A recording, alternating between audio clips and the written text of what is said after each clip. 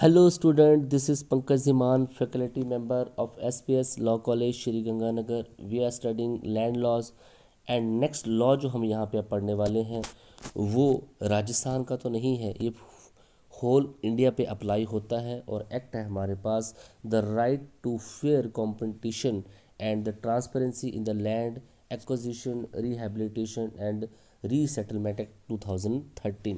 तो ये एक नेशनल एक्ट है, नेशनल लॉ है जो कि अप्लाई होता है बेसिकली वहाँ पे जब गवर्नमेंट जो है लैंड एक्वायर करती है किसी पब्लिक पर्पस के लिए किसी भी एरिया के लोगों से, और उसके बदले में फिर कॉम्पनसेशन जो है पे किया जाता है उन अफेक्टेड पर्सन को, उनकी रीसेटलमेंट उनकी रिहैबिलिटेशन वहाँ पे की जाती है। तो देखिए लैंड एक्विजिशन एक्ट जो है इसका पर्पस यही है कि जो पब्लिक इंटरेस्ट होते हैं, लोक हित होते हैं, उसके लिए बड़े सारे मान लीजिए डैम बनाने होंगे, ब्रिजेस बनाने होंगे, फैक्ट्रीज कंस्ट्रक्ट करनी होंगी, water electricity telephone like facilities देनी होंगी, इसके अलावा रोड कंस्ट्रक्ट करने होंगे, बिल्डिंग कंस्ट्रक्ट करनी होगी, और इन सभी चीज़ों के लिए गवर्नमेंट को लैंड चाहिए होती है। और कई बार जो है गवर्नमेंट के पास लैंड नहीं होती है, तो उस कंडीशन में लोगों से लैंड वहाँ पे एक्वायर की जाती है, बट इसके बदले में उनको एक फेयर कॉम्पनसेशन, उनकी रिहैबिलिटेशन और रीसेटलमेंट वहाँ पे की जाती है। तो इस एक्ट को हम यहाँ पे पढ़ेंगे। देखिए इन पब्लिक क्वेश्चन आपके पास यही है कि ऑब्जेक्ट क्या है the right to fair competition and transparency in land acquisition rehabilitation and resettlement act 2013 के अंडर ऑब्जेक्ट क्या है और इसके मेन कैरेक्टरिस्टिक्स क्या हैं, इसको हम यहाँ पे पढ़ेंगे। तो देखिए in the public welfare state the state has to do many things for the public interest and development. तो देखिए एक कल्याणकारी राज्य होने के नाते जो स्टेट के बड़े सारे पब्लिक इंटरेस्ट और डेवलपमेंट के काम करने पड़ते हैं, such as a construction of road, जैसे कंस्ट्रक्शन ऑफ रोड करना पड़ती है, construction of building, construction of industrial establishment, construction of the dams bridges, construction of factories, water electricity telephone for the construction and their maintenance. तो ये सारे काम जो है एज अ वेलफेयर स्टेट जो है एक स्टेट को करने पड़ते हैं।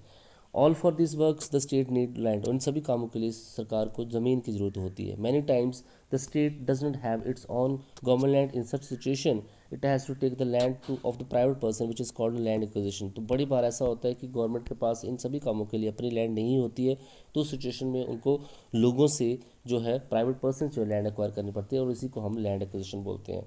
देखिए when land of private person is acquired he has to pay the composition ली ऑफ दैट लैंड। जब भी किसी प्राइवेट पर्सन से लैंड एक्वायर की जाती है तो उसको उसके बदले में कॉम्पोजिशन पे किया जाता है।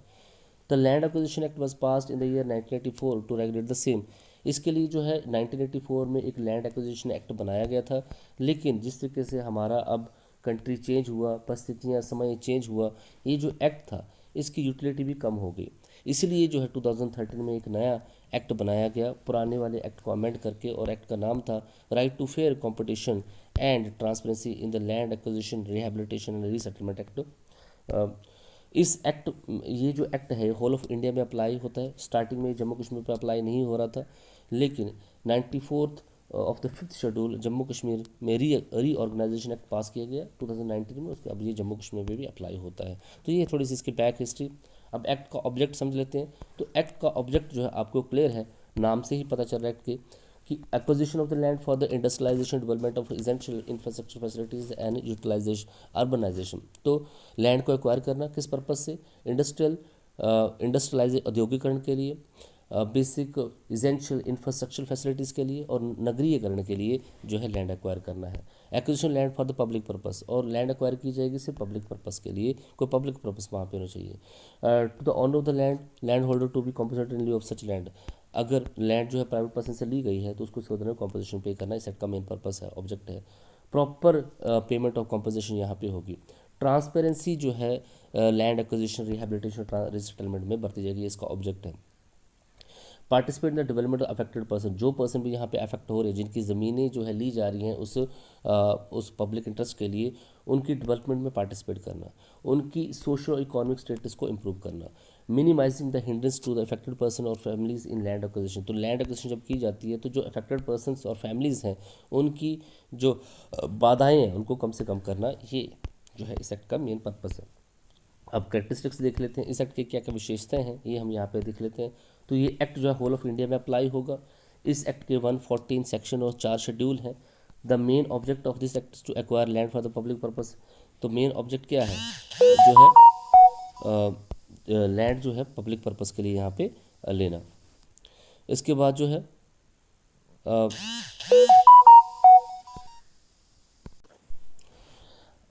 arrangement have been made for the fair compensation and transparency in land acquisition, rehabilitation and resettlement।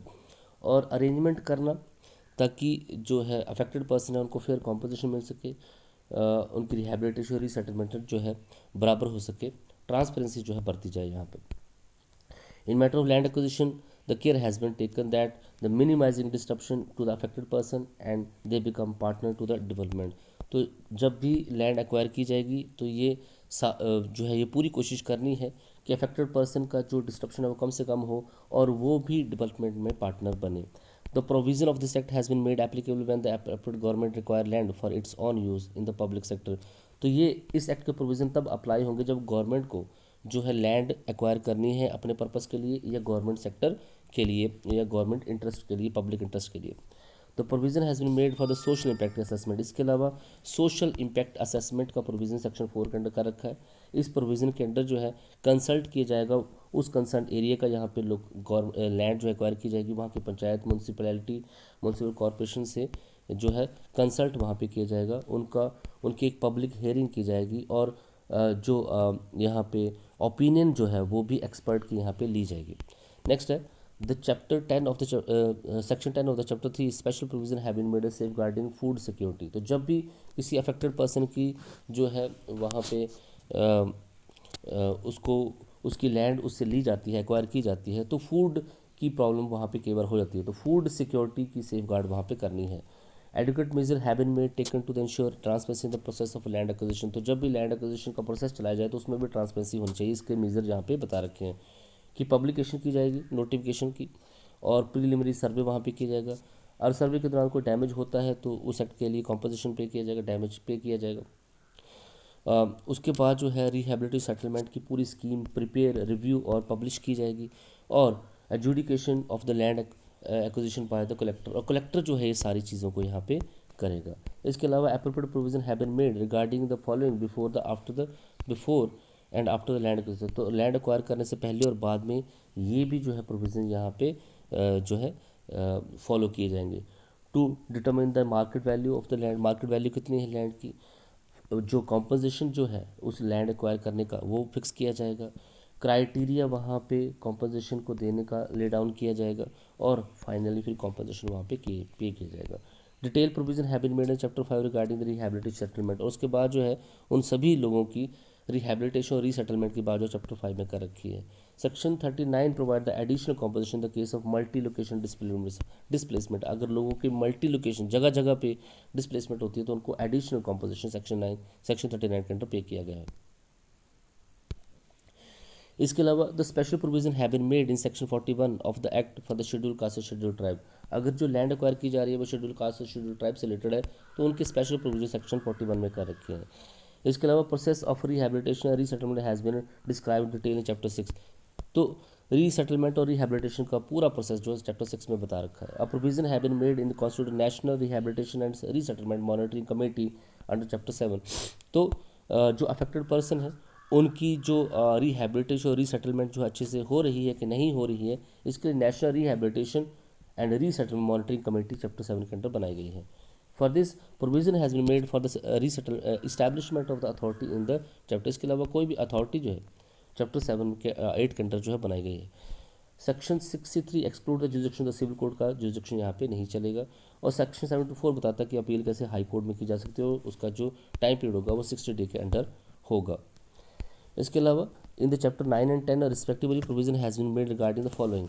तो चैप्टर 9 एंड 10 जो है इन प्रोविजन के बारे में बात करते हैं। अपोर्शनमेंट ऑफ द कॉम्पोजिशन, अगर वहाँ पे जो लैंड होल्डर्स थे जिनकी लैंड जो एक्वायर की गई है वो बहुत सारे थे, को शेयर थे उस लैंड के, तो उस कंडीशन में अपोर्शनमेंट ऑफ कॉम्पोजिशन और कितना कॉम्पोजिशन पे किया जाएगा इसके बारे में चैप्टर 9 और चैप्टर 10 में बात की गई है। A provision of interest at the rate of 9% has been made for the late payment of the composition. अगर कॉम्पोजिशन में को पे करने में देरी होती है तो 9% के जो है कि इंटरेस्ट रेट्स के साथ जो है वो कॉम्पोजिशन पे किया जाएगा। Provision has been made for the prosecute the following in the offence committed by the company. तो इस एक्ट के अंडर ये भी प्रोविजन कर रखे हैं कि अगर कोई कंपनी जो है यहाँ पे कोई ऑफेंस कमिट करती है तो किसको प्रोसिक्यूट किया जाएगा। पर्सन इंचार्ज जो होगा, director, manager, secretary, other officer पे जो है यहाँ पे प्रोसिक्यूट किया जा सकता है। तो ऑफेंस कमिटेड अंडर दिस, इस एक्ट के अंडर जो भी ऑफेंस कमिटेड होगा उसको नॉन कॉग्निजेबल ऑफेंस माना जाएगा। ये बहुत इंपॉर्टेंट बात है। Jurisdiction to try the take cognizance of such offence, इन ऑफेंसेस को सुनेगा कौन, किस कोर्ट की जुडिक्शन है। तो शहरों में मेट्रोपॉलिटन मजिस्ट्रेट और बाकी जगहों पे जो जुडिशल मजिस्ट्रेट फर्स्ट क्लास होगा वो इस एक्ट के अंडर जो ऑफेंस कमिट होगी उनको डायरेक्टली सुन सकता है। In section 101 arrangement have been made to return the utilizing unutilized land back to the owner. अगर कोई लैंड एक्वायर की गई है और गवर्नमेंट उसका यूज़ नहीं कर पाती है तो वो लैंड जो है ऑनर को वहाँ पे रिटर्न यहाँ पे कर दीजिएगी। ये सारे फीचर जो है इस एक्ट के अंडर दे रखे हैं। Thank you so much.